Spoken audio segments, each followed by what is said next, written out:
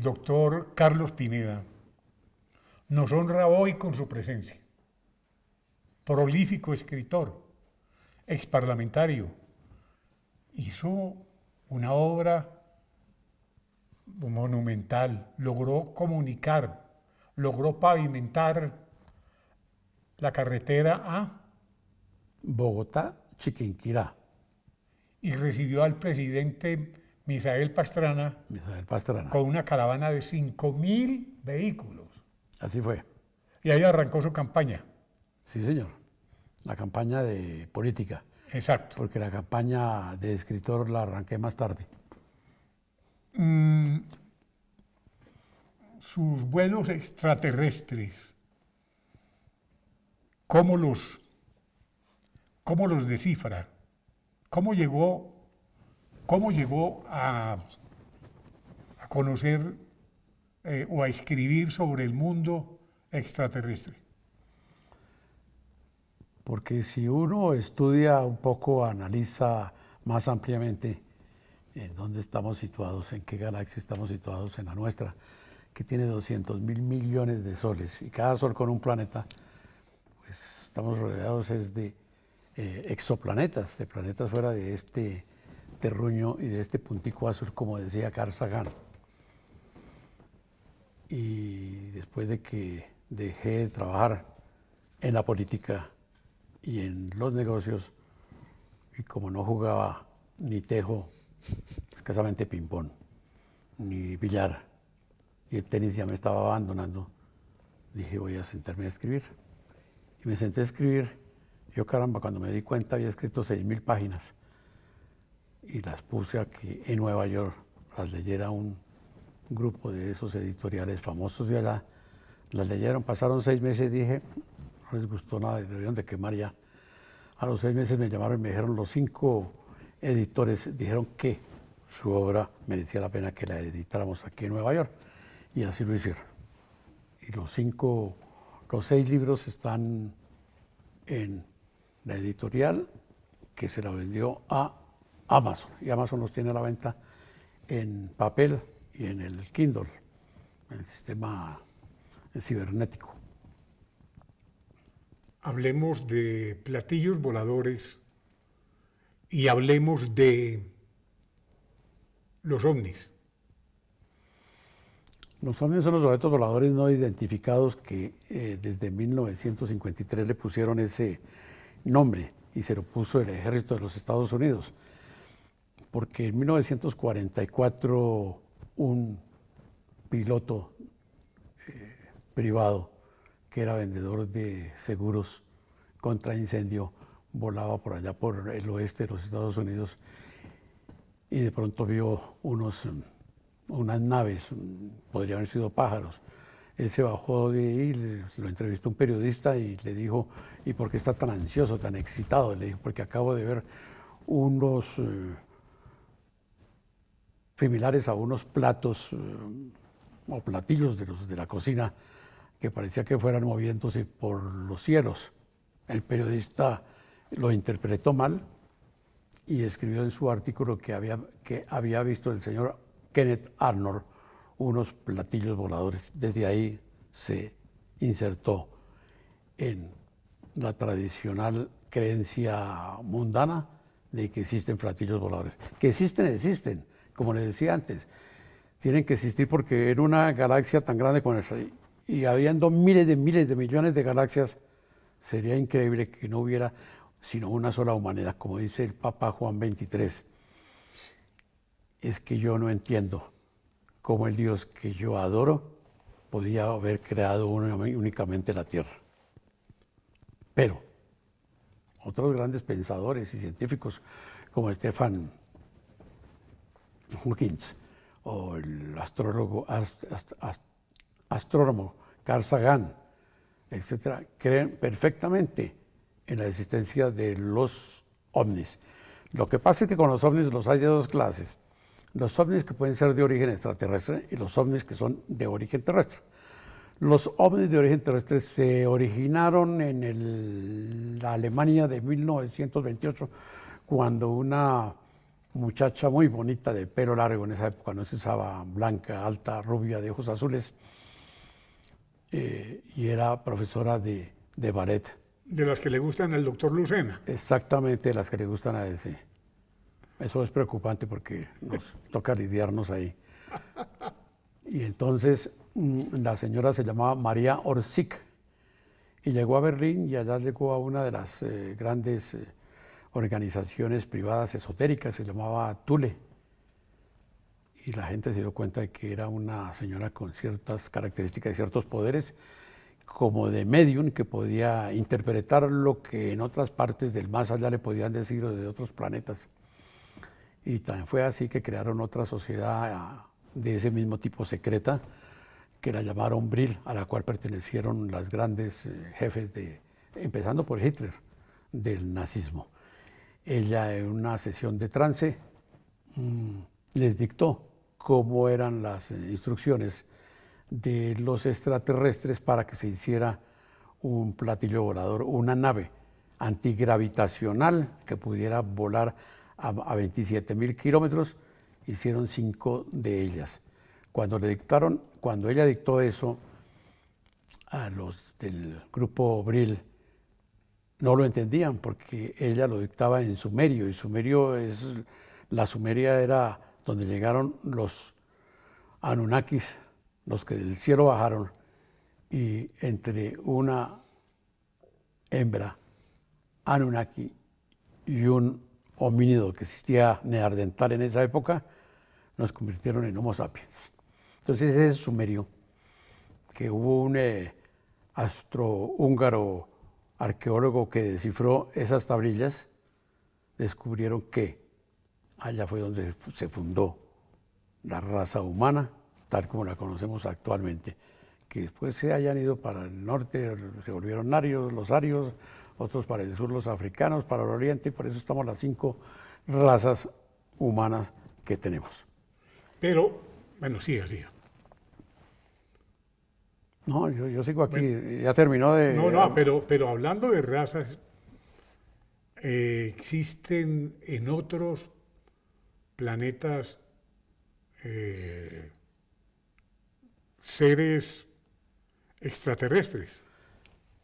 Desde que nosotros estudiamos nuestra Biblia, a Ezequiel, a Enoc, y el libro de Enoc lo quitaron porque él sí decía la verdad, que de otros planetas existían los ángeles, que eran los que llegaban aquí a la Tierra, que eran ángeles grandes, que venían a conquistar a las chicas de la Tierra, y los llamaron los Nefilims.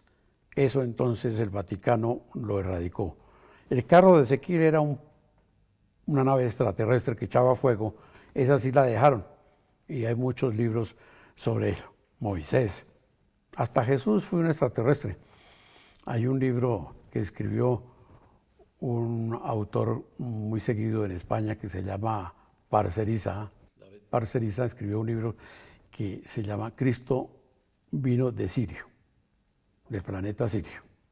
Y JJ Benítez, otro español, que escribió Caballo de Troya, que es la vida en 10.000 páginas de los últimos días de Jesús, también lo tipifica como un ser extraterrestre por sus características no físicas, sino por sus capacidades mentales de curaciones y de levantar los muertos.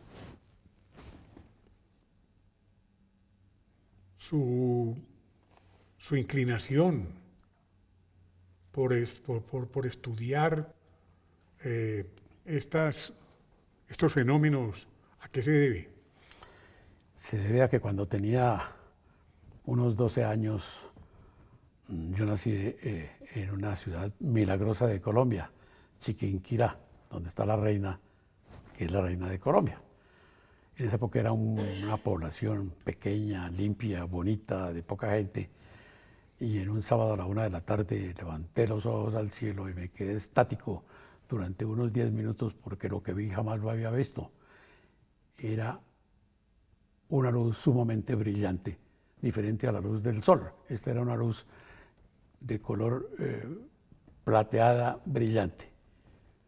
Pasaron los años, me callé, no dije nada, y cuando empecé a escribir, ahí sí me llegaron todos, pero nosotros también la vimos, El día que usted lo vio no decíamos nada, porque pronto nos podían creer que estábamos locos. Entonces sí fue verdad. Cuando tenía unos 40 años vino el boom de las invasiones marcianas, sobre todo por allá cuando en 1940 y pico un locutor, Wells, dramatizó lo que escribió J.G. Wells, diferente por una letra, La Guerra de los Mundos, y eso lo dramatizaron en una emisora en Estados Unidos y hubo suicidios gravísimos, y desde ahí empezó el boom de las invasiones extraterrestres y de los objetos voladores no identificados. Ahora no se llaman objetos voladores no identificados, se llaman fenómenos extraterrestres no identificados, con su nombre en español, FANIS. Y esta semana le mandaron un informe, hace 3 días mandaron un informe al Congreso de los Estados Unidos, la NASA y todos los encargados de ello, diciendo que ya tampoco son FANIS, sino FAI, fenómenos aéreos inidentificados. Y tienen 9 meses de plazo los señores creados por la NASA para que den un veredicto sobre la realidad de la existencia extraterrestre. Que existe, es que es una sola prueba para que exista la realidad extraterrestre. Es nomás el estudiar lo grande que es no solamente nuestro sistema solar, sino nuestra galaxia. Pero una prueba aquí en la Tierra es que el 2 de julio de 1947 una nave se estrelló en Roswell, una población en el estado de New México, en los Estados Unidos. Esa nave inmediatamente llegó el ejército, porque le estaban haciendo un seguimiento por radar, llegó el ejército, encontraron, cercaron y mandaron al coronel Corso para que recogiera todo lo que encontraron. Encontraron muchos artefactos, de los cuales a los 3 años los Estados Unidos dijo que habían aparecido los genios de la electrónica, de la física, de la química, y apareció el Kevlar, la fibra óptica, el chip, todo lo que hoy conocemos apareció allá. Esa fue una oleada de tecnología extraterrestre que nos habían mandado. ¿Por qué?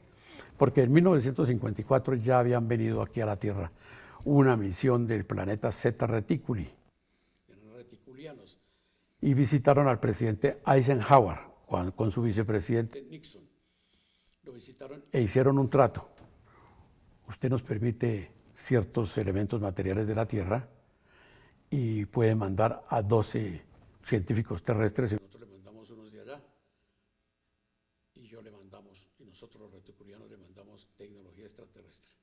Así fue, con tan mala suerte para los extraterrestres que no alcanzaron a aterrizar, sino que los bajaron. Y los Estados Unidos en ese entonces dijo que había sido un globo meteorológico, pero ya por fin, eso es lo que más ha caído en la conciencia de la humanidad, hasta el punto de que también hay otro Roswell en Inglaterra, en el bosque de Terreslam. ¿Puedes cortar otra vez de nuevo? Es que se nos fue un poco el audio, donde retomaste otra vez de nuevo la idea, ¿vale? ¿De qué? ¿Dónde retomaste la idea otra vez de nuevo? ¿De qué parte? Bueno, el audio. Se llamó el incidente Roswell del 2 de julio de 1947. Ese incidente también se ha replicado en el bosque de Terreslam, ahora en los años 80, y en los años 90 ha sucedido lo mismo en la Rusia moderna, porque en la Rusia soviética, la Unión de Repúblicas Socialistas Soviéticas, hubo muchas manifestaciones extraterrestres. Los Estados Unidos elaboró un libro que se llamaba el Libro Azul, el Blue Book, donde recolectaron 12.000 avistamientos ovnis. Los estudiaron, duraron 10 años con el libro, cerraron porque no encontraron nada. Pero después de que sobre la Casa Blanca hubo varias naves sobre Cincinnati, sobre algunos aeropuertos, sobre todo en el aeropuerto de Chicago, el aeropuerto O'Hara, donde lo vieron miles de personas estas naves, entonces ya volvieron a abrir el interés de la análisis de la existencia extraterrestre. Y crearon el Pentágono su equipo para ver qué fenómenos son en realidad y la NASA, los científicos, para ver la realidad extraterrestre. Sus obras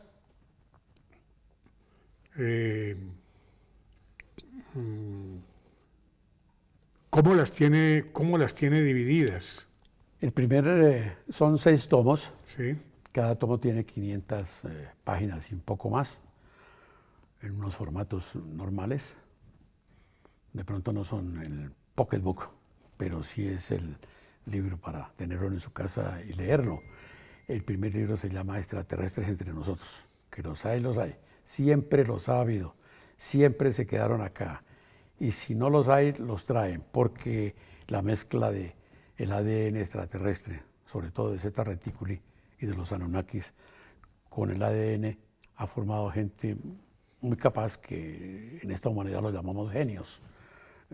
Todos los grandes pintores de antes, los grandes visionarios, los grandes promotores.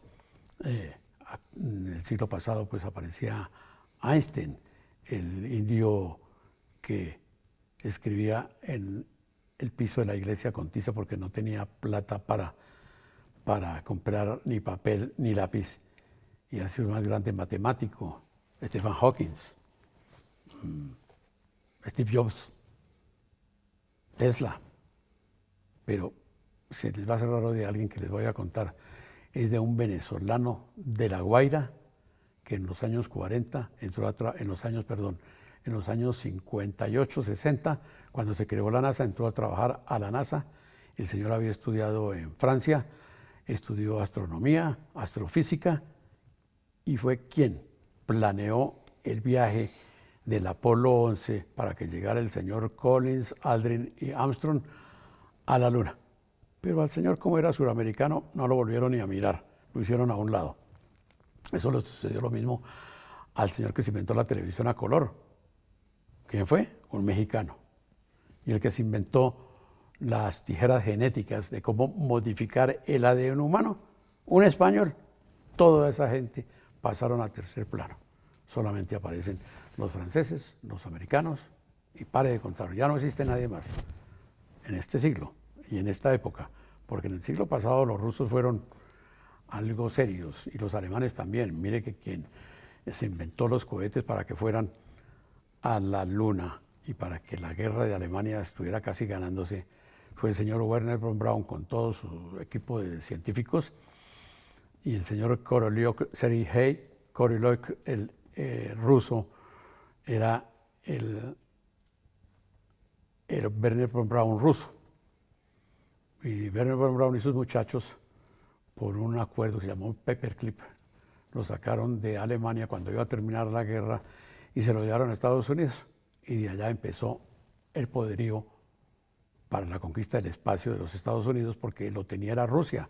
Cuando se llegó a la Luna ya había mandado 3 días antes, el Roscosmos, que es la empresa aeroespacial rusa, había enviado una nave para que recogiera muestras lunares y se devolviera, con tan mala suerte que se estrelló 3 kilómetros de donde llegó después el señor Armstrong con Aldrin. Pero ellos nos llevaban la delantera. Y sea cierto o no, aceptemos lo que dice la realidad de la NASA y el gobierno americano, o lo que dicen los conspiranoicos contra el viaje a la Luna. Si fueron, fantástico. Y si no fueron, pues la trama fue muy bien montada. Porque si unimos eso de que no fueron, y actualmente el proyecto Artemis, que hasta ahora va a darle a circunvalar la Luna, y no han podido ni salir de Cabo Cañaveral. Caramba, hace 60 años, quién sabe cómo salieron, cuando la computadora más grande que existía era una de esas que usan los niños en el colegio para sumar y multiplicar.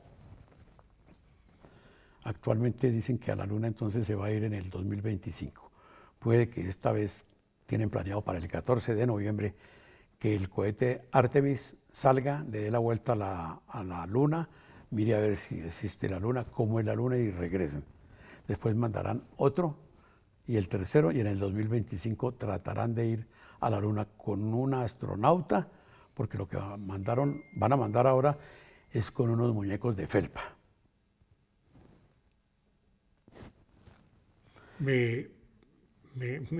Siga.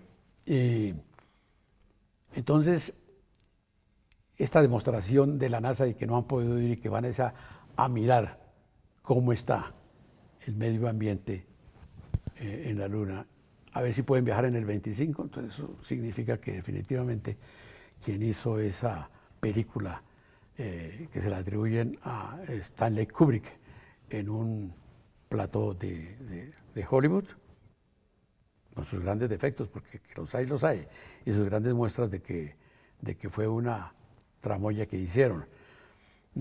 Otros que defienden la intervención de la NASA dicen que no, sí se fue a la Luna porque dejaron una huella, porque dejaron allá las bolsas de los desechos humanos de los 2 astronautas que duraron como 20 horas allá, pero eso no son pruebas, y que la bandera ondeaba o no ondeaba, y que no había estrellas, y que cómo es posible que no se vieran estrellas cuando sí se veía la Tierra.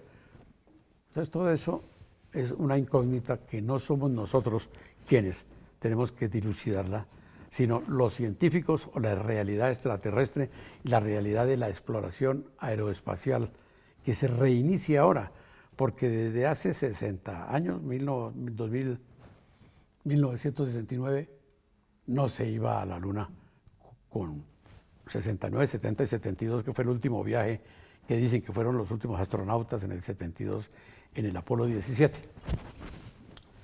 En ese orden de ideas, pues lo que sucede es que ahora la NASA ya no está de socia de Roscosmos en Rusia para que ellos le presten el Soyuz para llevar a la Estación Espacial Internacional, que es de 5 países, a los astronautas o a las viandas que necesitan o los abastos que son necesarios, sino que ahora contrataron por $100 millones cada viajecito, que una de las compañías se llama SpaceX, vaya allá, y a los rusos los hicieron a un lado. Pero resulta que la Estación Espacial Internacional la construyeron Rusia, Estados Unidos, Japón, Francia e Italia.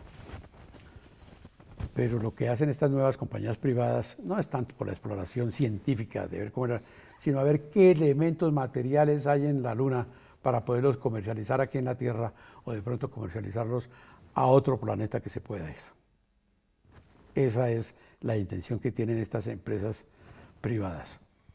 Y la NASA, desafortunadamente, como no tuvo muchos éxitos con lo de la Luna y que me voy a Marte y que vamos a Venus y que atravesamos el cinturón de asteroides y que a los astronautas cruzan por el cinturón radioactivo de Van Allen y no les pasa nada, salen sonrientes cuando llegan acá antes rejuvenecidos. Entonces, uno que puede creer que han ido a Júpiter. A la NASA le tenían 200.000 millones de presupuesto, se los bajaron a 25.000 millones. 25.000 millones costó casi, es el valor del nuevo telescopio aeroespacial que pusieron hace algunos meses, el James Webb, que está trayendo fotografías de la luz que le llega a ese telescopio de hace 12.500 millones de años. Eso ya no deben de existir ni esas galaxias siquiera. ¿Para qué perder el tiempo y el dinero en ello? ¿Por qué no se dedican a arreglar la atmósfera de la Tierra? ¿Por qué no se dedican a investigar la Antártida? ¿Por qué no ponen a sembrar el Sahara? ¿Por qué no erradican las enfermedades hereditarias de nosotros los humanos? ¿Por qué no nos hacen mejor a los humanos? ¿Por qué no volvemos a cuando hace 450.000 años los homínidos, antes de que llegaran los Anunnakis, para comunicarse en ellos se comunicaban con los gestos, con la mirada y con el pensamiento telepático, que es el que debe de existir? Me preguntaba, señor Barbero William, que qué libros había escrito. El primero de los extraterrestres que están aquí, el segundo se llama La modificación del ADN. El ADN lo han modificado para que el cerebro de mucha gente de este siglo y del siglo pasado puedan aportar cierto entendimiento a las instrucciones que los extraterrestres les están dando a la humanidad. El tercer libro se llama ¿Por qué nos vigilan los extraterrestres? Pues nos vigilan porque esta es una raza del universo en que desde que nació tenemos el gen de la guerra y nos andamos matando. Mire qué han pasado desde que existimos. Hace 2 millones de años nos seguimos matando. El cuarto libro es Encuentros de astronautas con extraterrestres, que de esos hay 50, 100 ejemplos. A muchos les quitaron la pensión por decir que habían hablado con extraterrestres o los habían visto. El señor Armstrong y el señor Aldrin filmaron la llegada ya, si es que llegaron, al borde del Mar de la Tranquilidad, vieron unas naves y la NASA cerró esas comunicaciones, pero gente exógena a la NASA logró grabarlas. Y ahí ellos decían, Armstrong le decía a Aldrin, mira, esas naves tan grandes nos están observando, etcétera, etcétera, etcétera. Eso todo lo tengo en ese cuarto libro. El quinto libro es Los siniestros que destruirán la Tierra, de los cuales aparece lo que vamos a hacer nosotros con las bombas nucleares, porque decía Carl Sagan, eso de las bombas nucleares es como tener 2 señores al frente, con un bidón de gasolina y un fósforo listo, a ver a quién se lo tira. Eso es lo que de pronto puede suceder entre el Imperio de Oriente, encabezado por Rusia, el Imperio de Occidente, encabezado por los Estados Unidos. Y el sexto libro es Considerando si es que esta Tierra va a subsistir, si no la vamos a destruir o no nos destruyen los extraterrestres, porque las pruebas de las bombas nucleares están afectando las atmósferas de los planetas habitados de la galaxia. Es una confederación de planetas habitados de nuestro sistema solar, más de 200 planetas, que hasta ahora los está descubriendo la NASA, los llaman Trigadén 1, Trigadén 2, y han encontrado 2000, pero de zonas habitables 200 nomás. Bueno, y vamos para el séptimo libro. El séptimo libro sucede en el año 2311, pero hasta ahora ahí vamos. Mi doctor, muchas gracias. A usted, señor Barbero William. Muy querido. Fue muy importante su intervención de cosas que la gente no conoce. No conoce. Porque la gente no conoce porque adentrarse a ese mundo no es tan fácil. No, y porque la ufomanía o la omnología ha perdido importancia. Perdió importancia, ha vuelto ahora con estas organizaciones de la creación, por ejemplo, del presidente Trump, creó una fuerza que se llama Fuerza Especial Espacial. Y estas organizaciones nuevas que existen y los nombres nuevos, y el Congreso de Estados Unidos que en el mes de junio estuvieron debatiendo la realidad extraterrestre y la creación de todas las organizaciones para que dentro de 9 meses nos digan lo mismo. Muchas gracias. Usted, muy querido. ¿No me afeitó?